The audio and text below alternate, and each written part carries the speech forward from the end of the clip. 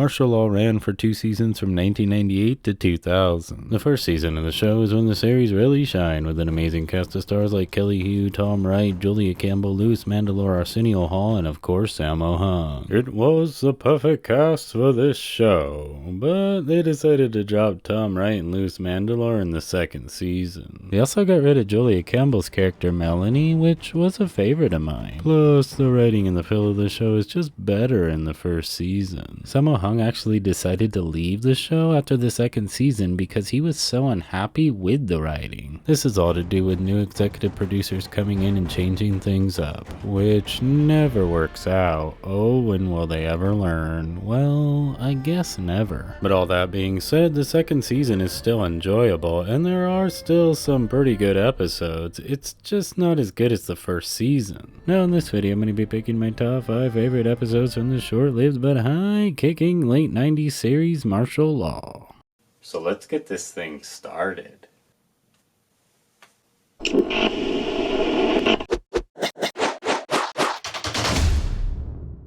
Captive Hearts is a first season episode to see Sammo and the gang take down some bad guys, not just for using these poor women in their dirty little sweatshops, but also for taking and selling their babies. Yeah, that's right, these guys are real dirtbags. It all starts with Terrell playing distraction while Sammo and Louis sneak into the sweatshop, and of course the bad guys aren't just gonna give up. And as the viewer, you don't want them to either, otherwise we wouldn't get to see Sammo do his thing.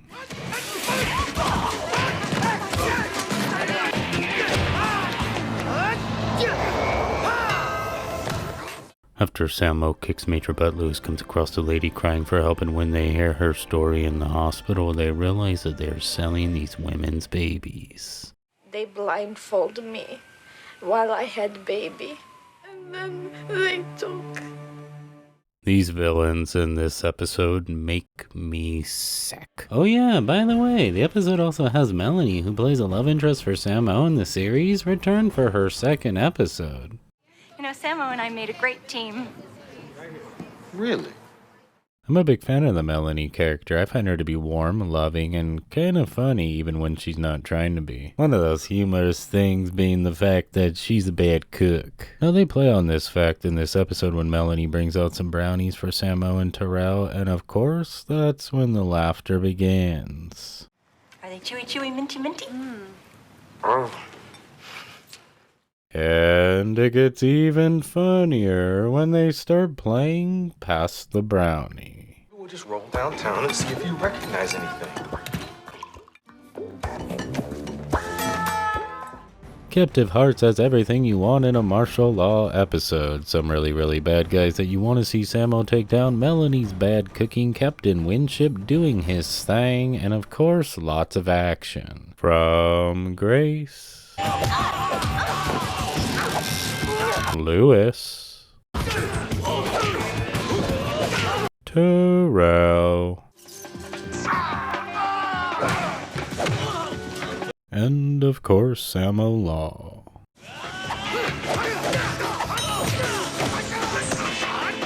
We even get to see Sammo ask Melanie out for the first time, which is a little more difficult than you may think. He's too... That's okay. Just come on. This top 5 episode video will continue after this short break.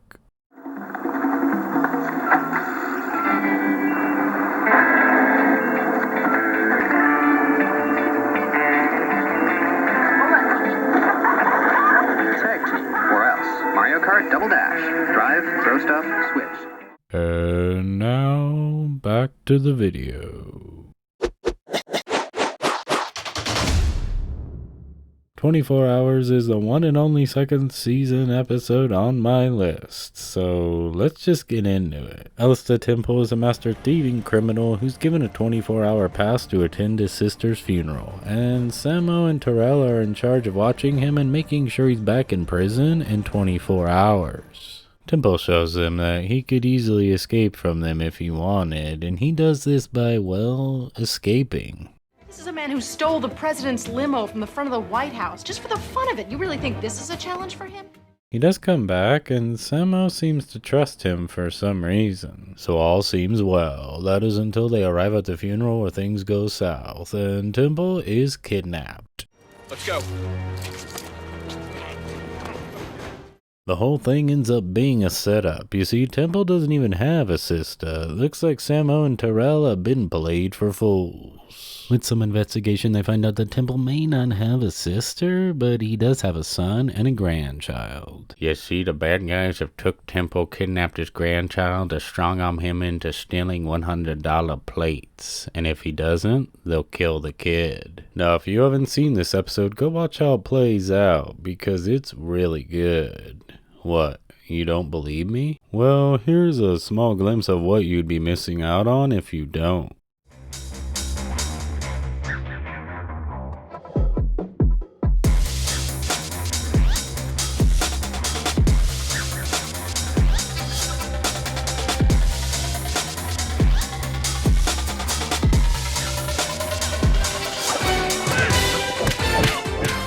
"24 Hours" is an extremely good second season episode. It has even newcomer Gretchen Egolf's character Amy winning me over when she chooses to risk her promotion to help them steal $100 plates from the U.S. National Mint.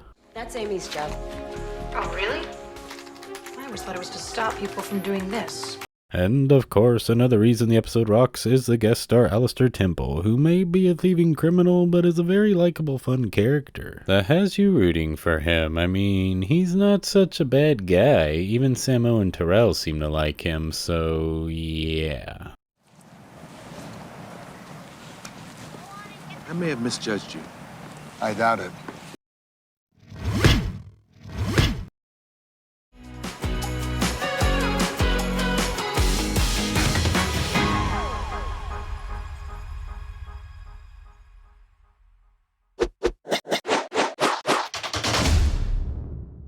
A district attorney is murdered when she walks in on burglars who took only some court case files, which doesn't sound like your usual type burglary. After the break-in/murder, these bad guys decide to break into the DA's office, and this is when they catch her assistant, who just happens to be Melanie, and she's watching the tape thereafter. And luckily Sammo shows up right on time for the rescue.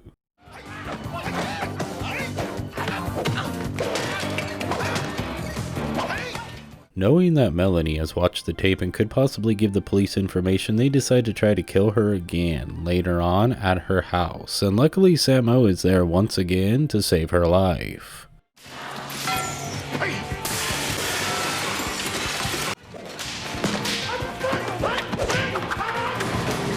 Sammo must keep Melanie safe, and to do so he must become her bodyguard, which is great for Melanie because she's falling in love with her hero. Wait a second, all of this sounds pretty familiar. I just can't put my finger on it. I feel like Whitney Houston in The Bodyguard. Yep, Sammo's now playing the role of Frank Farmer from The Bodyguard. I'm not Kevin Costner. Sure you are. After a big Thanksgiving meal. The only thing that's missing now is Whitney Houston singing "I Will Always Love You." Now I could bust out and start singing it myself, but of the risk of the 2 or 3 people who clicked on my video forgetting to click off and making it this far, I feel I will spare that person the trauma of hearing me try to sing Whitney Houston. So yeah, you're welcome. Anyways, Extreme Measures is Melanie's first episode, and right off the bat, I just love her. You know.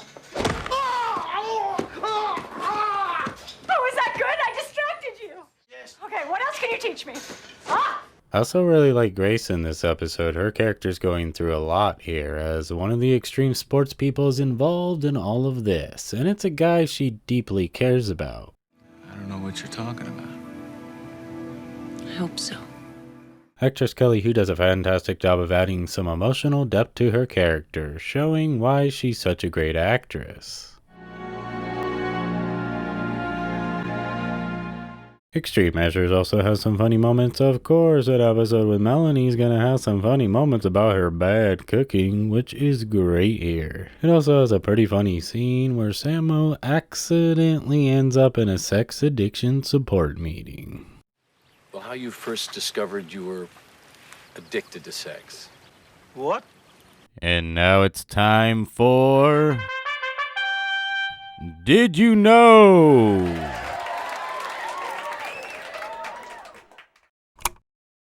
Did you know that Sammo Hung attended the China Drama Academy with Jackie Chan at an opera school in Hong Kong? That's right. The two of them were among some of the most talented students and became part of the Seven Little Fortunes. The two martial art experts went through long 18-hour days of extreme intense training that led to their friendship. The two of them would also end up collaborating on several films together throughout the years. Well, now you know!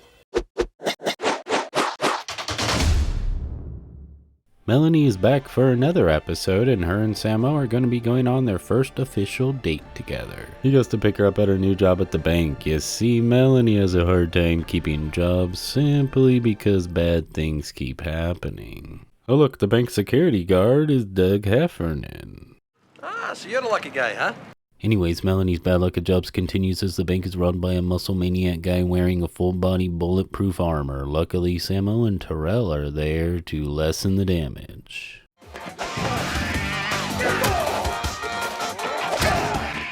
Sammo does put up a pretty good fight, but the bank robber does get away and kidnaps Melanie in the process.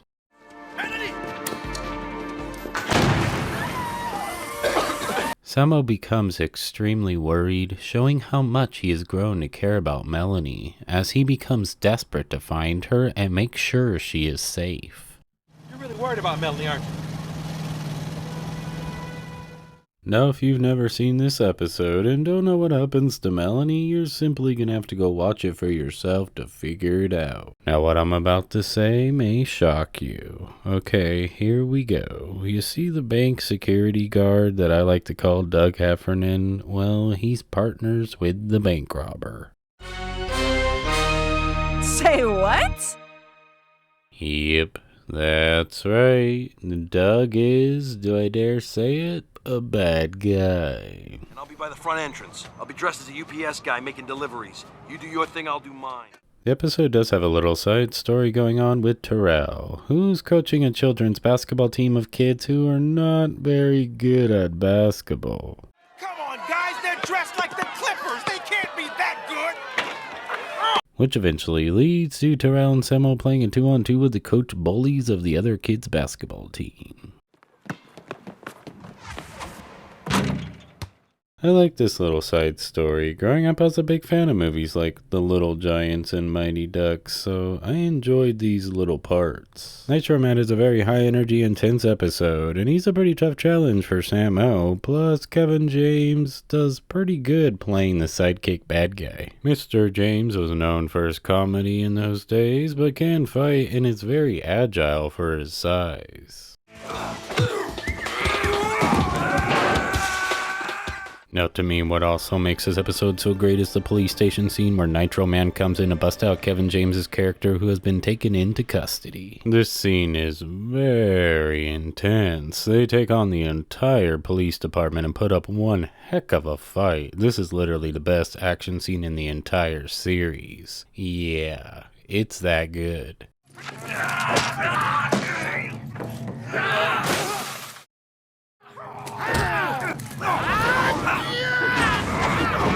And it's not just Terrell and Sammo that kick major butt here. Captain Winship is awesome, and removing his character from the show was just dumb.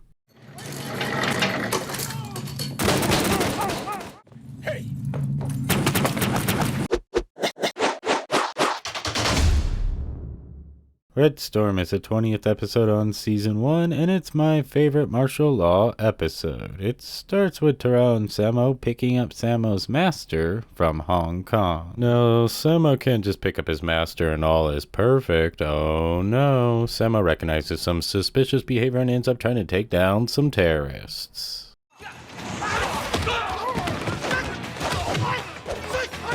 This terrorist group ends up being a German group known as Red Storm, who are known for bombing multiple areas around Europe. Yep, that's right, Sammo and the gang have their hands full on this one, taking on a German terrorist group, which is no easy task.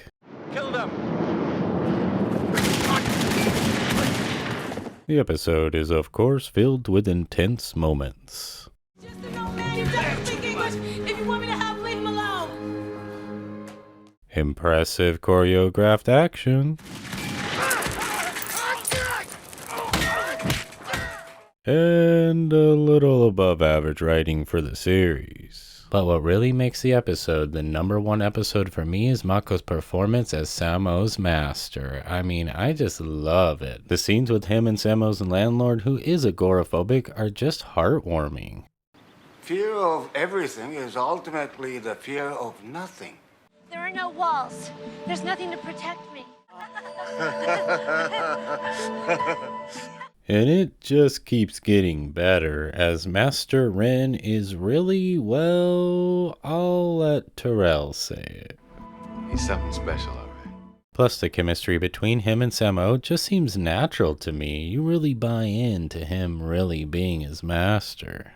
Only one other came close to your skill, and he was lost to me years ago.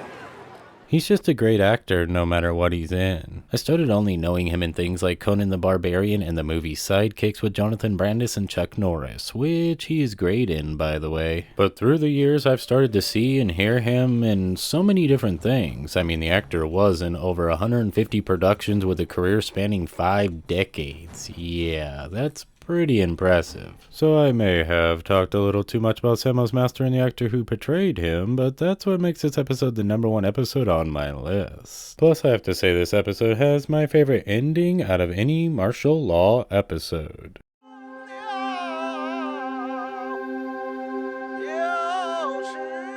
Well, that's it. My top 5 favorite martial law episodes. Yours may differ, and that's totally awesome. Everyone's favorite should be what they connected to or enjoyed the most. There is no right or wrong answers. Like a high